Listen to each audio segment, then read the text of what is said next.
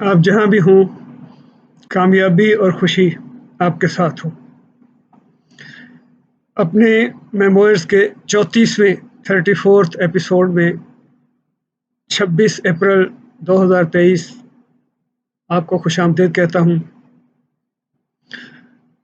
گزشتہ کچھ ماہ میں وطن عزیز میں ایک عجیب و غریب قسم کا سرکس لگا ہوا ہے۔ یہ بات نہیں کہ یہ کوئی سرکس کو پہلی دفعہ لگا ہے۔ سیاسی سرکس اس ملک میں کم از کم جب سے ہم نے ہوش سنبھالا ہے اس وقت سے چل رہا ہے۔ کبھی کوئی تماشا ہو رہا ہوتا ہے، کبھی کوئی تماشا ہو رہا ہوتا ہے، کسی کے اوپر کرپشن کے چارجز لگ رہے ہیں، کسی کے اوپر مس مینجمنٹ کے چارجز لگ رہے ہیں، کبھی کوئی گورنمنٹ ڈسمس ہو رہی ہے، کبھی کوئی نو کانفیڈنس آ رہی ہے، کبھی کوئی پروٹیسٹ ہو رہے ہیں، کبھی کوئی سپریم کورٹ اور عدالتیں اپنا کسی قسم کا اپنے ورڈکٹس دے رہی ہیں، کوئی دوسرے محکمے ہیں جو بڑے اپنے آپ کو سب سے زیادہ پاورفل اور سب سے زیادہ اسٹیک ہولڈر سمجھتے ہیں اس ملک کا، وہ اپنا کوئی نہ کوئی درمیان میں کوئی نہ کوئی کارروائی ڈالتے رہتے ہیں۔ تو یہ سیاسی سرکس اس ملک میں ہمیشہ چلتا رہا ہے اور بدقسمتی سے یہ چلتا رہے گا۔ اس میں کوئی نہ کوئی نیا کریکٹر انٹر ہوتا ہے، پھر وہ چلا جاتا ہے، پھر دوسرا آ جاتا ہے، پھر کوئی کلاؤن آتا ہے، پھر کوئی بدماش آتا ہے، کوئی ہر قسم کے اس کے اندر کریکٹر جو ہیں وہ آ رہے ہیں اور جا رہے ہیں۔ ایک مداری کا تماشا ہے اور مداری پیچھے کھڑا ہے، اس کے ہاتھ میں ڈگڈگی ہے، وہ ڈگڈگی بجا رہا ہے اور بندر اور شیر اور ریچھ اس کے اشاروں پر ناچ رہے ہیں اور دیکھنے والے تماشائی کھڑے ہو کے دیکھ رہے ہیں اور وہ مداری کو پے کر رہے ہیں۔ یہ اس ملک کی سیاست کی پوری کہانی ہے۔ عوام کا اس میں کہیں کوئی رول نہیں ہے، عوام کا اس میں کہیں کوئی ذکر نہیں ہے۔ عوام کے لیے اس ملک میں کچھ بھی نہیں ہے کہیں بھی۔ ہمیشہ سے ان کو استعمال کیا گیا، ان کو سڑکوں پہ لا کے کسی کو بتانے کے لیے کہ یہ دیکھو میرے ساتھ اتنے لوگ ہیں، لہٰذا میرے ساتھ، لہٰذا مجھے اپناؤ، اس قسم کی چیزیں اور یہ تماشے ہمیشہ سے چلتے رہے ہیں اس ملک کے اندر۔ ابھی حال ہی میں یہ جو پچھلے 1-2 سال سے چل رہا ہے کہ ایک نو کانفیڈنس موو ہوئی، اس کے بعد جو تماشا ہوا حکومتیں تبدیل کرنے کا، مطلب پارلیمنٹری سسٹم کے اندر نو کانفیڈنس ایک عام ایک مروج طریقہ ہے، دنیا میں ہر جگہ ہوتا ہے، لیکن یہ تماشا پہلی دفعہ دیکھا کہ جب نو کانفیڈنس کے ذریعے ایک حکومت گئی، اس نے پھر جو ہنگامہ کھڑا کیا اور اس نے پھر جو تماشے کیے اور اس نے پھر جو ایک مطلب اس ملک کے اندر جو نقصان کیا ہے، جو بربادی کی ہے، اور جس طرح سے ایک بے مقصد چیز کو، ایک فضول چیز کو پکڑ کے لوگوں کو، میڈیا کو، جو متاثر جو بااثر ادارے ہیں، ان محکمے ہیں، ان سب کو اس کے اندر ملوث کیا ہوا ہے، ایک عجیب و غریب تماشا بنا ہوا ہے۔ لیکن اس میں سب سے دلچسپ رول جو ہے وہ میڈیا کا ہے، اور میڈیا بھی اب پرابلم یہ ہے کہ میڈیا بھی سوشل میڈیا خاص طور سے، چونکہ اس کے اندر نہ کوئی اس کے اندر کوئی چیکس ہیں، نہ کہ اس کے اندر کوئی بیلنسز ہیں، نہ اس میں سوشل میڈیا میں انٹر ہونے کے لیے آپ کو کسی اسکل کی ضرورت ہے، نہ آپ کو کسی ایکسپرٹیز کی، نہ کسی ایجوکیشن کی ضرورت ہے۔ آپ کے پاس ایک موبائل فون ہونا چاہیے اور آپ کے منہ میں آواز ہونی چاہیے، آپ ہر کچھ کر سکتے ہیں، جو مرضی کہہ دیں، ویڈیو ٹیپس کو مینوور کریں، آڈیو وہ آگے پیچھے کریں، جو مرضی آپ تماشے کرتے ہیں، کوئی آپ کو پوچھنے والا نہیں، اور کوئی اس کا اور پھر لوگ جو ہیں، عام لوگ جو ہیں وہ متاثر ہوتے ہیں ان چیزوں سے۔ ان کے لیے تو ایک قسم کا یہ فن اور انٹرٹینمنٹ ہے، وہ اس سے متاثر ہوتے ہیں اور اس کے اوپر شاید اس کے اوپر اپنی اوپینین بھی بناتے ہیں۔ تو اس لیے تھوڑا سا میں یہ چاہ رہا تھا کہ چونکہ یہ میرا سلسلہ تو میموئرز کا ہے، میری یادداشتیں ہیں ایز انفارمیشن آفیسر، اور ان کے اندر امپورٹنٹ چیز یہ ہے کہ میں کوئی ریسرچ وغیرہ نہیں کر رہا، میں جو بھی باتیں کر رہا ہوں وہ اپنے یادداشتوں کے، اپنی میموریز کے بل پہ کر رہا ہوں۔ اس لیے اس میں ہو سکتا ہے کہ کہیں کوئی چیز فیکچولی صحیح نہ ہو، یا کوئی انفارمیشن شاید کو بہت زیادہ ایکوریٹ کوئی میرے سے نادانستگی میں ایسی کوئی چیز ہو گئی ہو، تو اس کے لیے میں بیشکی آپ کو سب احباب کو یہ کہنا چاہتا ہوں، کہیں پہ کوئی غلطی ہو جائے، کوئی فیکٹس جو ہے وہ پراپر طریقے سے یا صحیح طریقے سے اس کو بیان نہ کیا گیا ہو، تو وہ کمنٹس میں اور دوسرے طریقوں سے جو احباب مجھے جانتے ہیں، جن کے میرے پر رابطہ بھی ہے، وہ مجھے بتا سکتے ہیں، میں اس کی کریکشن کروں گا۔ یہ ہمیشہ سے میں کہتا آ رہا ہوں۔ تھوڑا سا میرے ذہن میں یہ تھا کہ میڈیا پاکستان میں، مطلب جب سے ایٹ لیسٹ میں نے ہوش سنبھالا، چونکہ یہ میرے میموائرس ہیں، اس لیے میں اپنے اینگل سے بات کروں، جب سے میں نے ہوش سنبھالا ایک طرح سے اس وقت جو میڈیا کی تھوڑی ڈیولپمنٹ جو میں نے اپنے اینگل سے دیکھی، پھر اتفاق سے یہ ہوا کہ اسکول کالج کے زمانے میں، یونیورسٹی کے بعد پھر مجھے میرا پروفیشن اور کیریئر بھی مطلب انفارمیشن سروس میں تھا، تو اس حوالے سے میڈیا سے تعلق جو تھا وہ رہا ہمیشہ کے لیے، ہمیشہ رہا، اور ایک خاص طور سے اس کے اندر ہم نے بہت زیادہ چیزوں کو دیکھا، اپنے طور پہ ان کو سمجھا، اور اس کے بارے میں جب ہم جاب میں تھے یا جب فارغ ہے تو ہمیشہ ہمارے ذہن میں کوئی نہ کوئی آئیڈیاز بھی ہوتے ہیں جن کو ہم پیش کرنا چاہتے ہیں، لیکن حکومت کے اندر رہ کے بھی یا ریٹائر ہو کے بھی بات کر تو سکتے ہیں آپ، لیکن بات کو کسی نتیجے پہ لے کے جانا کافی مشکل ہوتا ہے، فیکٹرز بہت ہوتے ہیں اس کے اندر، اس کے اندر بہت سارے فیکٹر آگے پیچھے سے انٹر ہو جاتے ہیں. Sorry, as a school boy کے طور پہ 69 میں نے پرائمری پاس کیا، تو اس کے بعد پھر مڈل اسکول، پھر ہائی اسکول. وہ جو 70s کا پیریڈ تھا اس میں تھوڑا سا اس وقت بھی اخبار بینی کا شوق تھا، اور میرا خیال ہے کہ میں کوئی اکیلا نہیں ہوں، اور بھی بہت سے لوگوں کو اس وقت اس زمانے میں اخبار وغیرہ سے شغف تھا، چونکہ اخبار سب سے بڑا میڈیم تھا اس وقت، مطلب انفارمیشن کا اور ایجوکیشن کا بھی. اس کے ساتھ ٹیلی ویژن 70s میں، لیٹ 70s میں ذرا تھوڑا سا گھروں تک پہنچنا شروع ہوا. پہلے تو بہت ہی کم تھا. ریڈیو تھا، بہرحال ریڈیو لوگ سنتے تھے، لیکن ریڈیو زیادہ انٹرٹینمنٹ کے لیے، مطلب موسیقی وغیرہ، گانے وغیرہ سنتے تھے، خبریں بھی سنتے تھے بہرحال. تو اخبار کا ایک اہمیت تھی، اور اخبار لوگ شوق سے پڑھتے تھے اس کی بنیاد پہ. تو اس وقت مجھے یاد ہے کہ 2-3 اخبار تھے، مطلب ایک انگریزی کا اخبار تھا پاکستان ٹائم، ٹرسٹ کے اخبار تھے، نیشنل پریس ٹرسٹ کے، NPT کے، مشرق، امروز اور پاکستان ٹائمز. یہ 3 اخبار تھے ٹرسٹ کے، جن میں 2 اردو کے، ایک انگریزی کا تھا. پرائیویٹ سیکٹر میں انگریزی کا شاید کوئی اخبار نہیں ہو سکتا، کوئی ایک آدھ ہو جو ہمیں نظر نہیں ہے، ہم نے دیکھا نہیں کبھی اس کے اوپر. اردو میں مطلب امروز، مشرق کے علاوہ 2 پرائیویٹ پیپر تھے، جنگ اور نوئے وقت.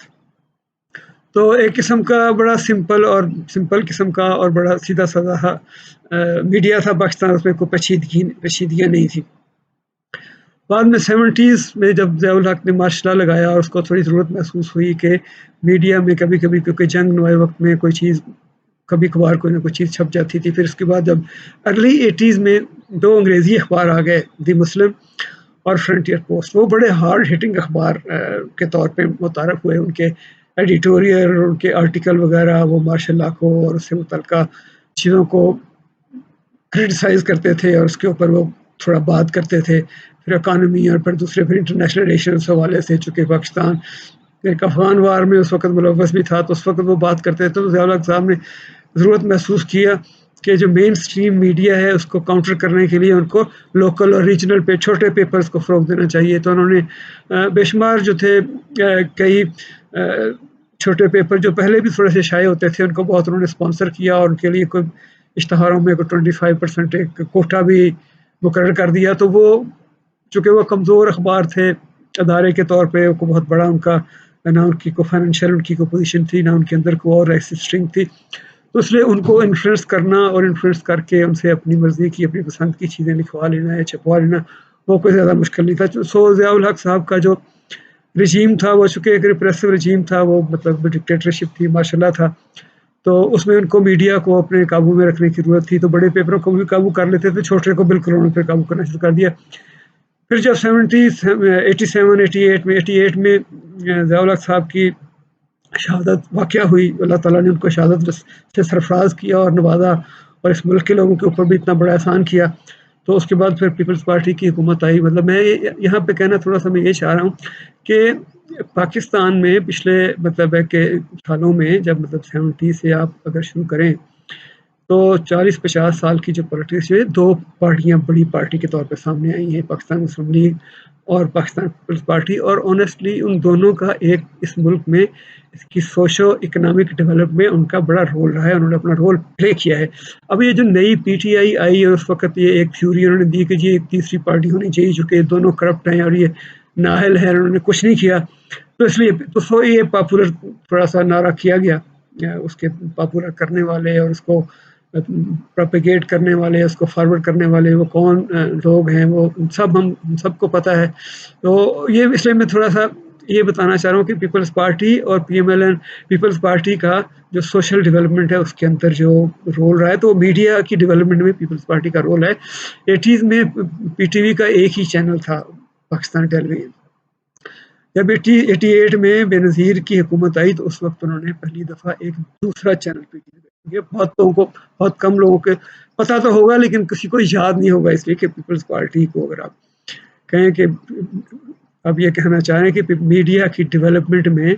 پیپلز پارٹی کا ایک رول رہا ہے، تو سیکنڈ چینل اس وقت انٹروڈیوس کروایا گیا جس کا نام انہوں نے شروع میں رکھا PTN، پیپلز ٹیلی ویژن نیٹ ورک. ٹھیک ہے جی. پھر بعد میں اس کے اوپر جب وہ حکومت چینج ہوئی پیپلز پارٹی کی، اس کی جگہ پہ PMLN کی حکومت آ گئی، تو شاید ان کو تھوڑی پیپلز کے نام سے الرجی تھی، تو انہوں نے اس کا نام چینج کر کے NTM رکھ دیا. پھر اس کا نام مختلف ناموں کے تحت وہ سیکنڈ چینل پاکستان ٹیلی ویژن کا وہ آپریٹ کرتا رہا. مطلب ایک اسٹیپ فارورڈ تھا. پھر پیپلز پارٹی کی دوسری گورنمنٹ جب آئی 93 سے 96 تک، تو اس وقت انہوں نے ایک بڑا اسٹیپ لیا. وہ بھی شاید بہت سے لوگوں کے ذہن میں نہیں ہوگا. انہوں نے ایک پرائیویٹ سیکٹر میں انہوں نے سیٹ اپ انٹروڈیوس کیا. اس کا نام تھا شاہین پے TV، SP TV. تو اس میں انہوں نے 4-5 بڑے شہروں میں اس کو جانا چاہیے کہ ایک بکے چینلز کا جو تھا وہ پرائیویٹ سیکٹر میں ایک طرح سے انہوں نے دیا کہ وہ 4-5-6-7 چینل تھے، جس میں ان چینلز کے اندر 1-2 BBC اور CNN ہم نے پہلی دفعہ اس کے تھرو دیکھا. پھر اس کے اندر فلموں کے HBO اور اس کے اندر اس قسم کے جو سپورٹس کے چینل تھے 2-3 ESPN، اس قسم کے جو چینل تھے وہ چینل اسٹار سپورٹس اور اسٹار چینل، اسٹار موویز، یہ سب اس کے 6-7 چینل تھے اس کے اندر. تو وہ ایک بہت بڑا اسٹیپ فارورڈ تھا. اس انہی دنوں ہم یہ سنا کرتے تھے کہ ایک ڈش ہوتی ہے اور اس کے اوپر دنیا بھر کے چینل آتے ہیں. وہ کو پاکستان میں پیر پگاڑا صاحب پہلے تھے جنہوں نے وہ ڈش خریدی اور ان کے گھر میں لگی ہوئی تھی، اس کا بڑا چرچا ہوتا تھا. تو پیپلز پارٹی کا بڑا رول ہے کہ انہوں نے میڈیا کو گورنمنٹ سیکٹر سے نکال کے پرائیویٹ سیکٹر میں دیا، جہاں پہ 8-10 چینل بیک وقت لوگوں کو میسر ہے. اور یہ اتنا بڑا یہ میرا مطلب اوپننگ تھی میڈیا کے حوالے سے. میڈیا کے اعلان میں اتنا بڑا سٹیپ فارورڈ تھا کہ ایک دم سے آپ PTV سے آپ کا مطلب ایک گلوبل مارکیٹ کے اندر آپ چلے گئے. آپ کو مطلب انگریزی خبروں کے چینل ملے، آپ کو انٹرنیشنل سپورٹس کے چینل ملے، آپ کو انٹرنیشنل انٹرٹینمنٹ اور موویز کے چینل ملنا شروع ہو گئے. تو پھر اس کے بعد پرویز مشرف صاحب کا جب دور آیا تو ان کے اغراض و مقاصد آلموسٹ وہی تھے جو ضیاء الحق صاحب کے تھے، کہ وہ بھی ایک ریپریسو رجیم تھا، وہ کنٹرول کرنا چاہتے تھے، لیکن اس کے ساتھ ساتھ انٹرنیشنل سچویشن ایسی تھی کہ وہ کنٹرول کر نہیں سکتے تھے. اس لیے انہوں نے پیمرا بنایا. اور وقت نے یہ ثابت کیا کہ پیمرا کا رول وہ نہیں رہا جو ایک پرائیویٹ آرگنائزیشن جو پیمرا کا رول ہونا چاہیے تھا کہ ریگولیٹری اتھارٹی کا. پیمرا کو بیسیکلی اوور دی ایئرس اور شروع میں بھی ان کی گورنمنٹ نے جب پرویز مشرف صاحب کی حکومت نے دوسری دفعہ ایمرجنسی نافذ کی تو تمام چینل پیمرا کے حکم پہ ایک دفعہ آف ایئر ہو گئے. تو یہ بھی ان کے ہاتھ میں کہ پہلے آپ نے لوگوں کو عادی بنایا پرائیویٹ چینل دیکھنے کا. بے شمار چینل آ گئے، جیو اور ایئر وائی اور آج اور ایکسپریس اور دنیا اور پتہ نہیں کیا کچھ چینل آنے شروع ہو گئے اور بے شمار چینل آ گئے. اب لوگوں کو تھوڑا شوق چسکا پڑ گیا مطلب پرائیویٹ سیکٹر میں. حالانکہ میں سمجھتا ہوں، میں ہمیشہ اس وقت بھی یہ کہتا تھا کہ تمام چینلز کا کنٹینٹ تقریباً ایک ہی تھا. نیوز اینڈ کرنٹ افیئرس، خبریں ایک جیسی تھیں، ان کے کمنٹس ایک جیسے ہوتے تھے. شام کے وقت اینکر بیٹھے ہوئے ہیں TV کے اوپر ٹان لگے ہوئے ہیں، جس کا کوئی میرا مطلب ہے کہ کسی کے اندر کوئی انوویشن، کوئی مطلب ایک جس کو کہنا چاہیے کہ ایک مختلف قسم کا پوائنٹ بھی بہت کم سننے کو ملتا تھا. لیکن جب وہ ایمرجنسی لگائی، جب جوڈیشری کو انہوں نے چیف جسٹس کو اس وقت کے ڈسمس کیا اور اس کے بعد انہوں نے ایک سیکنڈ مارشل لا جس کو کہتے ہیں وہ لگایا، تو اس کے بعد اس وقت ایک دفعہ سارے چینل آف ایئر کر دیے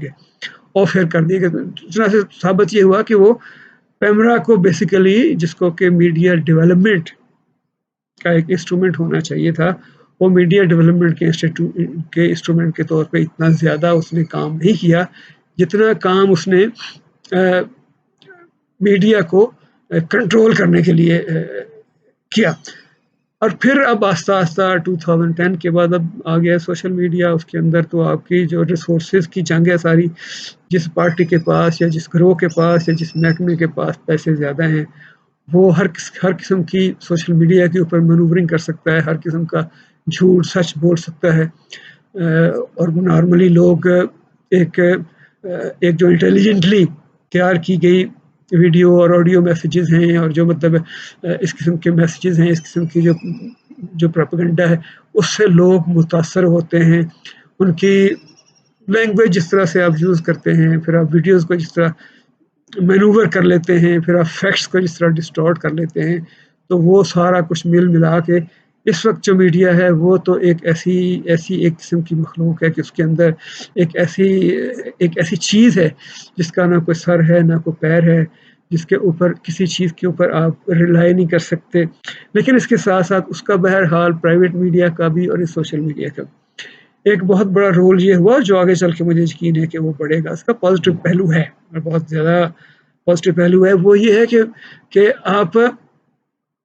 کسی محکمے کا اور کسی شخص کا کسی کا تقدس ایسا سچ نہیں رہا. میڈیا نے ہر چیز کو بے نقاب کیا ہے، ہر چیز کی حقیقت کو عوام کے سامنے کھول کے رکھ دیا ہے، لیکن بعض صورتوں میں مجھے لگتا ہے کہ ڈسٹارٹ بھی کیا ہے، مطلب محکموں کو اور اداروں کو اور پارٹیوں کو اور لوگوں کو ڈسٹارٹ بھی کیا ہے. تو کہنے کا مقصد یہ تھا کہ سوشل ڈیولپمنٹ کے اندر اور میڈیا کے فروغ کے اندر جو ایک مین پاکستان کی پارٹی تھی، پاکستان پیپلز پارٹی، اس کا بہت بڑا رول تھا، اس کو ہمیں ماننا چاہیے. اس کے ساتھ ساتھ دوسرا جو ان کا رول پیپلز پارٹی کا رہا ہے وہ رہا ہے ان کا سوشل ڈیولپمنٹ میں اور اس کے اندر لیجسلیشن کے اندر انہوں نے بہت سی کانسٹیٹیوشن کے اندر بہت سی امینڈمنٹس کی ہیں جس کے اندر پروونسز کو پاور ملی ہیں، جس کے اندر پریزیڈنٹ کی پاورز کرٹیل ہوئی ہیں. سو ان دونوں اس پارٹی کا پیپلز پارٹی کا سوشل ڈیولپمنٹ میں بہت بڑا رول ہے. اس طرح سے یہ کہنا، آرام سے کہہ دینا کہ زرداری کرپٹ ہے اور مسٹر 10% ہیں اور بے نظیر یہ تھی اور وہ تھی، یہ اتنا آسان کام نہیں ہے. ابھی اگلا ایپیسوڈ جو ہے اس کے اندر میں کوشش کروں گا کہ پی ایم ایل این نے کہ جو تھوڑا سا ان کا کمیونیکیشن اور ٹرانسپورٹیشن اور اکانومی کے اندر ان کا جو رول ہے اس کے اوپر میں مختصر سی بات کر کے، تاکہ لوگوں کو یہ پتہ چلے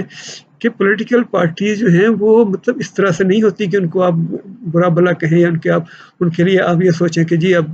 دونوں پارٹیاں ناکام ہیں اور اب فلانی پارٹی کو آنا چاہیے، ٹمکانی پارٹی کو آنا چاہیے. اس فلانی پارٹی کے بارے میں بھی ہم بات کریں گے کہ اس کا کیا رول رہا ہے، اس نے کیا کنٹریبیوٹ کیا ہے اس ملک کی سوشو اکنامک ڈیولپمنٹ کے اندر، جو ان کو ایک ٹینیور 3-4 سال کا ملا ہے، اور اس کے بعد جو انہوں نے 1 سال اپوزیشن میں گزارا ہے اس میں ان کا کیا رول رہا ہے، یہ بھی ہم نے دیکھنا ہے.